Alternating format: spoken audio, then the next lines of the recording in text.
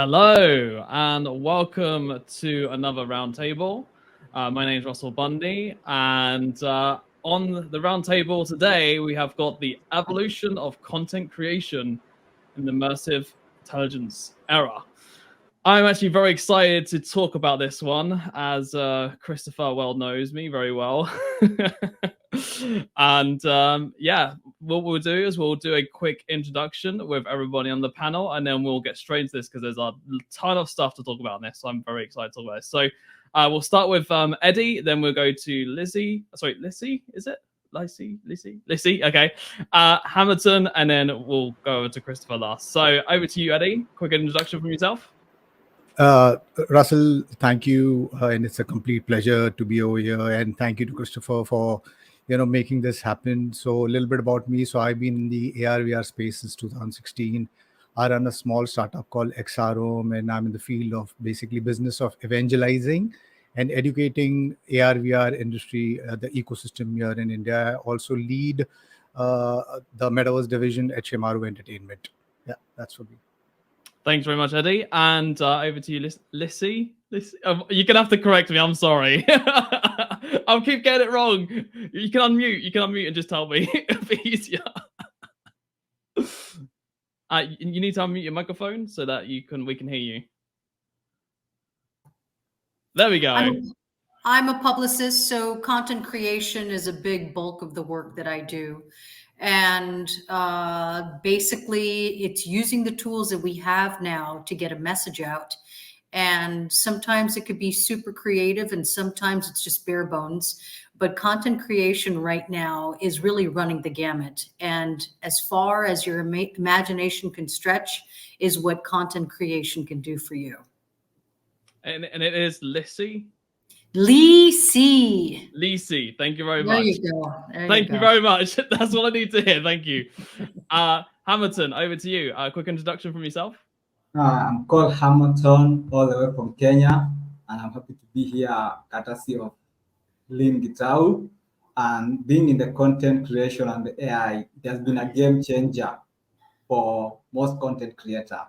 And currently, I'm on a project working with creators to be able to help them leverage the AI, because most of them have remained the leverage of media. So we are working to see how can we be able to automate or to template, to turn their videos into, so that they don't repeat shooting their video. So we are working on and bringing in a few partners, still trying to bring a few partners and seed fund so that we can be able to launch the prototype. Thank you. Thanks for joining us, Hampton. And last but not least, the legend himself, the one and only Christopher. Welcome. Thank you, everyone. Not a legend, just a servant. I'm happy to be here with all of you to share stage and to share a few thoughts and supporting thoughts on content. But more so, I'm really sitting here to listen to the experts that I really am humbled to be able to join per venture. Awesome. Thanks for joining us, guys. And those of you who don't know me, my name is Russell Bundy. I am the CEO of MadBob and the director of arts for GatherVerse. My MadBob is basically an NFT music platform where we focus on helping women creators in the music industry specifically to help support them and uplift them in the music industry and solving the problems that they have in the music industry as well. So that's in a nutshell what I do with MadBob. Right, let's get into this. So let's start with the first question. Where is it? There it is. Okay. So how is AI influencing the landscape of content creation and distribution? I really want to dive into this myself, but I'm going to let you guys go first. So Lisi, we'll start with you first, and then we'll transition over to Eddie after. Well, how is it not? How is it not? Very good question. I mean, honestly, right now it's when you look at the history of technology and being creative, we've almost done like a full circle, because just when cinema was becoming cinema back nearly 200 years ago, 100 plus years ago at this point, we were asking these same questions. How do we go from standard theater and a proscenium stage to using cinema? which is completely new. People were raising their hands up like, oh my God, this is the end of art and blah, blah, blah. We're here again, but it is a tool. So if you have a grain of an idea, AI will explode that idea. And it's up to you as a creator to manifest that, to hold it back, to do whatever you want. So as far as it influencing, it is beyond an influence. It is a tool, and how you use that tool depends on you. Yeah, I mean the scale in which AI is going to go is going to be crazy. And anyway, and it's the Eddie, tip of the iceberg. Yeah, Eddie, we'll bring you into this conversation as well. Tell us your thoughts as well. Yeah, so I think exciting times, Russell. I think we're living in a fabulous point of time. But we need to be a little cognizant about these technologies. They are self-learning, and there are great things happening. Obviously, I mean, every time I can see that these AI tools does your text to image, text to video, text to world building, text to code, and the list is pretty much endless. I also I look at the people who might get jobless, and not just might get jobless, but I'm sure that the way this tech is growing, by where AI is growing, I think that we need to be a little cognizant about, and not just get excited and everybody jumps on the bandwagon that, oh, look at what AI is doing. Look, we should also make sure that the ones who are going to get disrupted by that, these tech stack is supported in ways. So exciting things also, but we also need to be cognizant that we are getting into a very scary point in time where these tools are gonna get far, far, far superior than any human. So yes, I think currently, yes, I mean, the way we using it, in our space, we building a metaverse, a destination, a social media for Shemaru Entertainment. We using leveraging AI in a big way, right from conversational NPCs, where we're using Convoy, uh, which gives these NPCs a intelligent layer, so you can converse with them. So that's one. We are also leveraging these optimizer tools for 3D. So rather than, because when you're building out metaverses, you need to have really low poly assets. So we're using Converse AI for optimizing these 3D assets.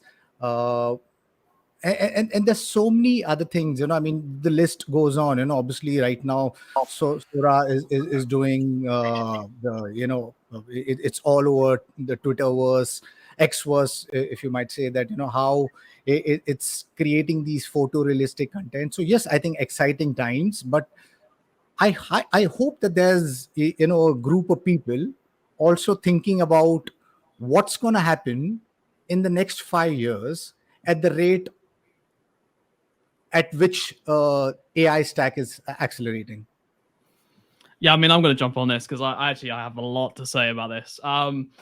I think the distribution of content is going to be wild. I think that there's literally the content is just going to be so mass produced that, that's so like such a scale we've never even seen before. We won't even know what's real, what's not real. We're going to have, deep fakes. We're going to have all these different kind of situations, videos, music, etc. That's going to be done so much at scale that like we just, like I said, we just won't know which is which. And also, like, TikTok is already integrating this into their system, right? Where basically you've been able to use AI and using AI voices of musicians and stuff like that, and being able to recreate your own content at scale with short form videos. It's literally the content we're going to see is just going to be at a precedence that we've never seen before, that people won't know, what to do, right? Because there's going to be so much content out there. How is someone going to be able to be promoted or stand out compared to everyone else, posting all these AI content at scale, right? And obviously humanity definitely would come at a core of that, because human emotions and human connection is at the core of everything. But just AI is just going to just destroy so much that musicians might be out of jobs. Like I could see it happening right now, and there's two ways which you can go, right? It's either you use it for good, right, and then you can use like blockchain technology, which tells you which is real and which is not, right? Especially for deepfakes, like the NFT technology would be really great for that kind of sort of example, saying like this is real, this is not real. You knowing the difference, which is real and which is not real, and being able to authenticate it with NFT technology. Or the other way it's going to go is it's going to be done at scale that creators are just going to be losing their jobs everywhere, and it's just going to go all downhill. But I hope that's not the case. I hope it is used for good, and I think even content creators will eventually create their own AI as well. But yeah, there's so much going on, and I hope like the distribution is just going to be unprecedented, and that's just my kind of like personal opinion. So I wanted to put my own 2 cents onto that. So let's go into the next question, which is, what ethical considerations arise in the use of AI for generating content? And I did briefly touch on that, but I know Christopher has a lot to say about this. So Christopher, let's bring you onto this conversation. Sure. I think that's a marquee question and very apropos to ask right now when we think about ethical considerations for AI content, because one, I know that we tend to acquiesce our thoughts when we talk about ethics as what is the colloquial human ethical agreement. But I think that we need to now begin to include the relationship with the robot, the AI. Yeah. I know as sci-fi as that sounds, the reality is that conversational AI is here. Multimodal computer vision AI is here. They're becoming even more quite capable. And I think we need to start thinking about the relationship we have with AI, because as it's been expressed already, I believe that Eddie made mention that they're now being able to think on their own, if you will, to some degree. They're certainly not at Ethereum mind level or self-aware, but they have the capability to be able to duplicate and replicate and to be able to leverage its own database within itself for refinement. Well, what does that mean? What am I getting at? Lysa can speak to this hands-on as a publicist with how many different marketing arrangements has she worked with and how many different clients does she currently keep.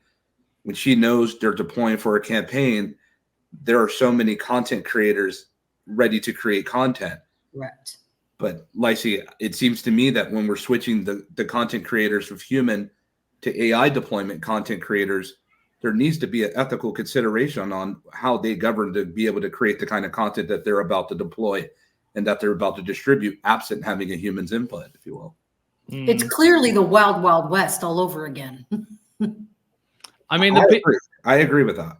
But the thing is, the same people said about that about NFTs, right? And NFTs are still technically like a little bit Wild West still, so to speak. But crypto and all that as well. Like there's regulations that have been brought in for crypto, and it's getting a little bit more solidified, in the EU and the UK. Obviously, I can't speak on the US side of things, but I know over here they are putting regulations in place in the crypto side of things, and they might be able to put some regulations in place for AI, but at how quick rate AI is going, AI is mostly going faster than what you can put regulations in with, But might I add to that, I'll do a little bit of slight pushback that the nature of the subject itself, with the comparisons between the cross-comparative analysis between an NFT and the subject of modern day content, is dramatically different, because NFTs are a science that we've been unaware of that's become a product from 2011 till subsequent today, as opposed to content. Well, we've been creating content for how many ages and dispensations? The time itself, we've been creating content from hieroglyphics to social media. So, but here's the deal. We're used to humans developing that. We have just seen a stable diffusion by the way of Sora that can create hyper-realistic human eye resolution, almost indiscernible when it comes to human anatomical structures and activity within these environments. There's one thing when we're talking about deep fakes, and it takes someone a long time to be able to make that, and we think about the type of content that we're seeing, what's happening what they're building in regards to some of the things they're building in Meta that I won't go on a tangent on. We talked about at the AI Summit, but let me say this. Now that you have text to input to render out a video that can go for 1 minute, that's just 1 minute that they give us. We don't know how long they can be consistent with the minutes. Now you deploy that, and that's just visualization. But if you take 11 Labs and the work that they're doing with concatenative and parametric synthesis, now all of a sudden they can create a voice that renders you, that's you, take your own voice, and through parametric synthesis or concatenative synthesis to be able to pair that up with the video itself. Listen, Hollywood is on notice. Pixar is on notice. Netflix is on notice. Disney Plus is on notice. And let me just add this, because we talk about content, and Lacey, you work with a host of different XR platforms. That's just video. But what happens when we go text to output when we're talking about whole entire virtual simulations? Now, that's a whole different story in and of itself. And if it can create a virtual simulation as quick as it can create a 1 minute video, what does that do for all the artists and the content creators and the people that build these platforms in the first place? This is beyond what any of us have really considered in the modern era of work. Yeah, I think there definitely needs to be a lot of consideration under all this, and yeah, it's just crazy. I mean, I've seen like, you know, AI even make, you know, complete, you know, websites from scratch, like a whole app, like that would take normally months to build, and they within minutes it's done. So yeah, it's crazy. But the question is, the AI just doesn't do it. It needs a prompt. It needs that spark. And that is really the definition right there. It will not create something on its own. You have to give it the prompt. You have to give it the kick.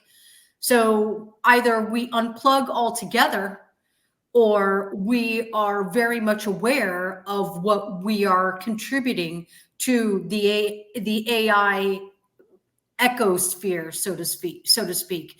There's a client that I'm working with right now that's creating a Netflix type AI platform where they're generating movies and shows, short format movies, mini movies, where they're taking preferences from your Google searches and then spitting out content for you. You then will have the ability to subscribe and continue to get content, or reject it and keep on going. Every so often you'll get another pop-up that says, hey, want to check out this movie? And the movie will be based on what your preferences are online. So again, even though that is generating something that looks like it's from thin air, it is a generated content from your preferences. So AI just doesn't come from anywhere. It will come from us, and it's up to us to make the machine do what it does. That's crazy though. Like, at scale, creating a whole entire Netflix platform with thousands of videos a day. Oh my God, that's even worse than music. I mean, music, you're talking like millions of songs a day being created by AI at scale, using all different people's voices and productions and synthesizers and everything. Like if we can do that with video, like the scale of, you know, music and images and like, for instance, grabbing your Spotify playlist. Yeah. And then I could start churning out songs that are based on what is already on your Spotify. You like Taylor Swift and you like Dr. Dre? Okay, I'm going to start spitting out mutations of Taylor Swift and Dr. Dre. Yeah, that's crazy. Talk to me. So Hampton, I want to bring you on this as well, because obviously you do work with different creators and stuff yourself. So do you want to pitch in on this, and how can, you know, basically creators maintain like authenticity with, you know, AI and creating content as what we've been talking about? Hampton? Oh, I think he's froze. He's gone.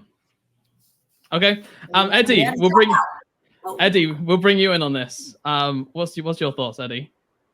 Right. Yeah. So I mean, just to the previous question, I want to just kind of add in, so I'm like a tech maximalist, though I, spoke about, AI taking over a lot of things, I'm a complete tech maximalist. I completely believe that, we need to handle this technology. And I have this, when you spoke about the ethical concerns, I mean, what's been happening is most of these AI models have been training on the open data, the open world data, which is, they do a lot of web crawling, and I am pretty much up for that, and that might sound very weird because I myself am a content creator, and why would I want to do that? But I think, throughout the world, if you see, we've all been inspired by something, so and this is for the first time. I think we are going towards democratization of, creating content, and this is only and only happening thanks to these large language models, which is trained these models on these open world data, copyrighted data. But because of these large language models, I mean, look at what's happened. I mean, today, anybody can be a content creator. You don't need to be a hardcore musician. I'm a musician. I've done music for 15 years. I can play a couple of instruments, but I don't need to do that. I can just get onto like an application, put in some prompts, and voila, I've got like a basic piece of music out. And the same applies for your images, your design, your video, and so on and so forth. So yes, I think AI is going to democratize a lot of things. My only concern is that we need to possibly figure out how do we I don't even know exactly what I'm saying. I just hope that, where we go towards, it's more human first, because sadly we live in a world which is top down, hierarchical, and it's a capitalist world, and it's profit at any cost. So I'm scared about that ethos. How do we break that, and how do we democratize thing is something that I worry about. So yeah, I think Hampton's back, and maybe he might want to. Hampton, do you want to pitch on this, and how can creators maintain authenticity in leveraging AI tools? So what I can literally say, the way I can just quote Chris, they say that we need to now not think of, we have to think of the relationship between the AI and the human. The AI can be used as a leverage, not as a threat. Example, with the right, like the ChatGPT, you can be able, most creators will go to the ChatGPT to get, these are the top 1%. They will go there to get the idea, to get the creativity. But 99% of creators will go there, get the prompt from ChatGPT, then they just copy direct. So you find that when those are not the creators that have not learned, that the AI has not come to kind of do the work for them, to make them lazy, but to enable them increase their creativity. So as a creator, you have to think of, you are just like you are intern. I can call an AI like you are a very creative intern or a very high intelligent employee or a smart employee. So you give him a prompt or you give him a question and he gives you back. So that whatever answer whatever the answer you get from that smart employee, you don't take it and just put it direct to the. You have to take it and then fine tune it according to your strategy, according to your unique voice. So the AI has just been it's there to help us as creators to increase our creativity. Is now AI, there's an intersection between the AI and the creativity. So once you get that and then able to know that AI is there not to make me a lazy, to copy and paste, it's there to make me increase the creativity that I really need. So human and machine. So the machine has been trained. As a creator, that you need to, it has saved us the level of research, because creativity is usually coming up with a new idea or discovering a great idea among many ideas. So that's how you can able to define creativity. So the AI will enable either to come up with a new idea, then you fine tune it, or enable to get that unique idea among many ideas. So that's the leverage of authenticity a creator can be able to use. Yeah, so you're basically saying kind of like using it as your companion and then bouncing ideas off it to basically refine what those ideas is, or give it new ideas even that you might not have even thought about before. You're like, like I can create content around this. Like that's a really cool idea. Yeah. I definitely think with the kind of authenticity side, I mean, I have thought about this a lot, actually, the authenticity side and keeping things authentic and stuff like that. I know I go back to NFTs and blockchain, but I think this is going to play a kind of component into this, right?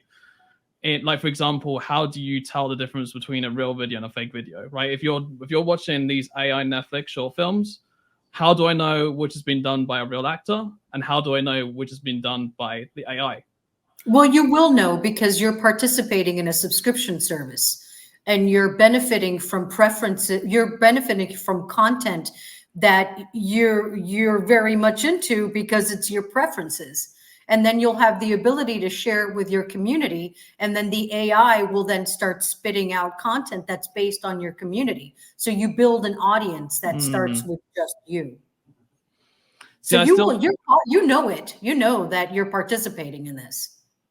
I still think human creation has an aspect to all this. And I don't mean by like just putting in prompts, but what I mean is like having something that's genuinely authentic and actually genuinely done by a person, like but done by a person like recorded like here, like we're authentic here, right? We're all talking here. Like this is Are we though? Don't do that. Don't do that. But the thing is, like, this is something that's basically, you know, authentic, and also like with kind of the AI side as well, like basically, you know, inputting into AI. Like I understand that AI can't create without the person's input, so it has to have the authentic input from the creator, right, in order to create the AI content, right? So I understand that side of things, but is there still a way in which, you know, human kind of like made things without AI even, is there a way to still have that kind of authentic side in being able to distribute that with content? And this is the whole battle between the AI content at scale and also still like the original kind of authentic content that's made and distributed. That's just my thoughts anyway. Christopher, you might have a different opinion. Obviously you want to jump on this, so. The question that I think the prevailing question that comes to mind, and it kind of goes back to what Lacey has expressed about natively, it cannot move without our input, voluntary or involuntary, evidently. But if we think about that, how are we quantifying authenticity if it's natively coming from human? Right. I think the better question to ask, at least from my lens, is what content is it developing from? Because if it's coming from a monocultural ecosystem, instead of a polycultural developed ecosystem, if it's coming from only a select class group of people, and I'm not just saying, hey, AI is being completely made by white people. I'm saying if it was completely made by a room of bros, people like me, and everybody gets to use it, that's so limiting. But when I think about what Eddie just said, which I think is huge about democratization, and it's just so apropos we're hearing that from Eddie. I just have to say this because Eddie and I go back years. And we've talked about, especially with XR, how we know that headsets weren't deployed around the world. Sure, we got them in North America and certain parts of Europe, but can our friends in South Asia and Southeast Asia and elsewhere be able to get them? The answer is no, or it's very expensive. But AI is a little bit different, isn't it? Because if you have a device and you have broadband connectivity in India, super wired, now they've got AI, now they've got models, and now they've got access to a thing. But the point is overall, with who's deploying, who's building, ultimately, where is this data being sourced from and be contributing to these Netflix short form experiences that I can enjoy? If it's natively coming from me, it's a very interesting consideration, considering the dynamic rotation and the offering of what the AI will ultimately deploy when it comes to the content rendered that it thinks that I like. That's a very unique proposition horizontally, because where's that data ultimately coming from? And at the end of the day, just because I like it doesn't mean that I want it in that particular manifestation. So it's going to be very interesting on the deciding factor of deployed content. And I think, and I'll say this in closing at the moment, to what Lacey is expressing, the wild, wild west, I think what makes it the wild, wild west is because are we consciously going to be accepting of this content that it believes that we will want so much? And if it's not, how do we quantify, or how do we communicate with the relationship, the human in the loop level, to let them know, I like Radiohead, but I don't like Radiohead like this. And so these are the narratives that we have to, I think, to begin to think about in terms of how we look at content. And as content creators, we're all a bunch of social media nuts here, aren't we? We're posting all the time, we're engaging and sharing. And it's like, I have to say this, I'm sorry, audience. Delve, realm, beacon, all of these words that are being used over and over and over and over. I can't tell you how many people I've seen in the past year. Audience, let us know if you've seen it. How many times have you seen the word thrilled in the past year? I feel like people are using whole entire AI to be able to write their social media posts. Now people are starting to notice the monotony of it. And they're like, that's just not of substance. I want to hear from you, not what you told AI to tell us. No, well said. All right, we'll go on to the next question after that, because that was a great closing statement. So what impact do immersive technologies have on audience engagement? Well, I mean, Christopher just touched on it very briefly, and we've spoken about it before as well with TikTok and everything like that. And I mean, TikTok is really pushing the AI train. Anyone being able to make music, anyone being able to distribute music, anyone being able to make videos, like this is going to be a mass scale. So Eddie, let's bring you on this conversation. What's the impact? What impact do you think like the immersive technology will and have on audience engagement? Yeah, I think it's going to be like brilliant because we're going to transition from the 2D to 3D world, which is due. And once we do this transition, I think instead of us maybe just watching content, sitting in, we'll be participating, we'll be part of the content. We'll be all immersed in the content. We'll be able to touch feel these pieces of content. These are still little sci-fi, and you might think that it's maybe like maybe 10 years, 15 years down the line. But there are a lot of people working around the world who are trying to build out content pieces, with haptic feedback involved. So yes, I think it's going to be immersive. It's going to be experiential, where you're going to touch feel the virtual worlds. The virtual world's gonna touch you. So exciting time. Yeah, that's what I can say. Yeah, no, I think it's gonna have a big, massive impact on audience engagement. I can see a lot of people, if a content creator's creating something, I could see them, creating content back and firing it back at them, and there'll be like replies of videos, 2 videos and stuff like that. Some of the stuff that we're already seeing on TikTok where 2 people on the same screen collaborating on videos together. I think that's going to be definitely at more scale, 100%. I could see people creating random music and stuff like that as well. I mean, how the record labels and stuff are going to deal with this, I have no idea. There is the possibility that there could be a massive backlash and people say no. Already there's trends happening with Gen Z and Gen Alpha where they're not interested and they want to do flip phones, and they're going back as far as like the most basic of communications. So it's not over yet. We're here hypothesizing how this is going to happen and how it's going to move forward down the road. But there could be a massive backlash, and all these AI companies might find themselves in a pickle where people might not be interested. And then AI will be used for, government and research and, other forms, and not necessarily social engagement. So it's not over yet. It's not a sure thing just yet. Lacey, can I ask you something on that? I have to. Sure. And this can open it up with some of the minutes we have. Do you get the sense based on that and audience, how do you feel about it as well? Feel free to chime in if you're on the YouTube. If you're elsewhere, that's fine. We have you on other different social platforms, and obviously all of you in GatherVerse.live. But do you think that by way of this backlash that we manifest that backlash in saying we want more human connection because we're getting so much AI input that we're saying we need more things? And this isn't just a shout out to GatherVerse, but we need more community structures like this. Yes.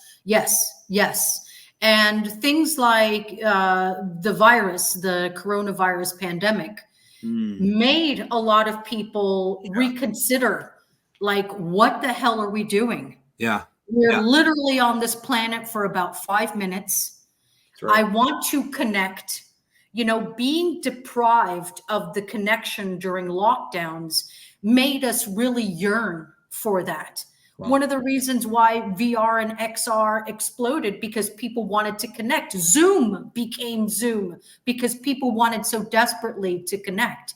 So there could be a possibility where small island nations or small nations in general might unplug and be like, look, if you can't find us through Morse code, then you're shit out of luck. So that is yet to be seen, because we might very much be like, we enjoy like hanging out under a palm tree at the beach and chilling with my neighbor. You know, we are still animals at the core of who we are. And we might be pretend to be cyber monkeys right now, but at the end of the day, if it really rubs us the wrong way and we feel like we are not living, we might just pull the plug. Look at all these kids refusing to be part of corporate America. They're saying screw you and coming up with creative ways to make a living without going into work. Why? Because of that. We might just say screw all this and I'm going to chill until the Green Reaper says, bro, your time's up. Let's go.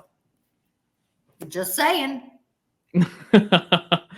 I mean, yeah. I don't even know what to come up with after that. I think that's, you know, I do wonder though, the youngsters, even under the Gen Z, right? Like, you know, the ones that are, you know, the 15, 16-year-olds, 17-year-olds, you know, just coming out of high school and everything.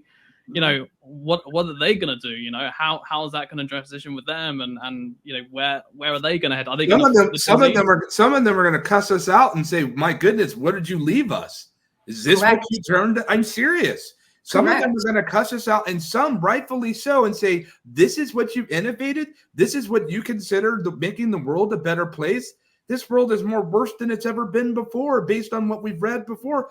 What have you left us?" And these are the things we just don't even seem to care. We innovate. And I get that people are innovating a rapid clip because they need to make money. They need to survive. But my goodness, the cycle is so destructive. We are innovating to monetize to our destruction. Completely. And all the studies are coming back where there's so much mental illness tied into social media interaction. And what happens with your self-esteem if you feel like you can't keep up with the Joneses? That has completely amplified. And you're already seeing a lot of backlash with Gen Z, the younger millennials, and of course, Gen Alpha. I mean, Instagram is a prime example of that, where you can see that at scale. But anyway, we haven't got much time, so I want to finish off with everyone just quickly saying basically where, you know, you can be found, you know, with your LinkedIn or website or anywhere in particular you want to mention, and we'll round this out. So Eddie, over to you. Just quick, like 30 seconds. Where can people find you? Can they connect with you on LinkedIn or a certain website, etc.? Yeah, over to you.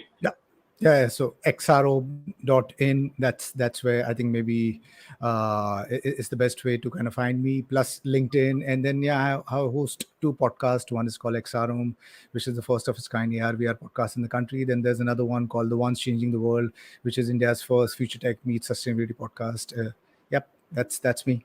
Over to you, Lissy. Just standard, you know, LinkedIn, Twitter. You'll find me, prsharks.com. Sharks without an A. Shark bit the A off. And Hampton, where can people find you? On LinkedIn? Do you want to unmute your microphone and just say? Oh, you're breaking on up LinkedIn, I'm called Hampton Deke. On Twitter, pardon, can you hear me? On LinkedIn, I'm called Hampton Deke. Yeah. On LinkedIn, I'm called Hampton Deke. You can just follow me. I'm not very active on Twitter, not very active on Facebook. Do I have the account there? So I've been active on LinkedIn. That's my social. So, and you can find me. Connect and. Sorry, Hampton. We're going to round this out, but yeah, you can find me also on LinkedIn, Russell Bundy, which is my name here, and yeah, connect with me on LinkedIn, and obviously you can check out Madbop as well, which is madbop.com, where we're helping women creators. Christopher, over to you, my friend, and thank you very much for having us and on this awesome panel today. Thank you so much for joining us here on this incredible roundtable discussion. it was certainly happy to be here with all of you today. Definitely, I encourage you to please go follow Eddie's podcast. He's doing incredible things. He's definitely one of the best podcasters in the game at the intersection of humanity and technology, for sure. Lycee's the real deal when it comes to publicity, and Hampton's doing incredible things in the beautiful continent of Africa. We're certainly happy to have all of you today. Special shout out to Mad Bob with Russell. You're killing it when it comes to NFT